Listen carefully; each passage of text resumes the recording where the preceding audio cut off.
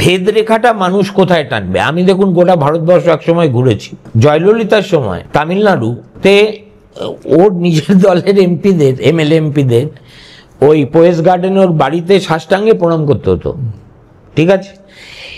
If you think that your partners in their own suzerainty are behaving any differently, then you are mistaken. না, আমার মনে হয় সেটা হয়তো রিলেটিভ একটা ব্যাপার আছে। ধরুন তামিলনাড়ু, আজকের তামিলনাড়ু অন্যরকম আছে। ওয়েস্ট বেঙ্গলেও ধরুন অবশ্যই আপনি যেটা বললেন যে সেখানে গণতন্ত্রের উপরে বিরাট আঘাত এবং রীতিমতো সেখানে অপোজিশনের জন্য স্কোপ খুব কম, এবং সেখানে ধরুন যেভাবে এখানে আপনি ভোট চুরি বলছেন, মানে ভোট ডাকাতি একই, এখানেও যেটা বিহারে এটা হতে চলেছে সেটা আমরা এটাকে ভোট ডাকাতির কথাই বলছি। আমার এই যে ব্যাপারটা যে একটা কোনো অগণতান্ত্রিক বা গণতন্ত্র বিরোধী একটা মডেল সেটা যদি প্রতিষ্ঠিত হয়ে যায় এবং সেটা তখন রেপ্লিকেট করতে শুরু করবে নিজেকে,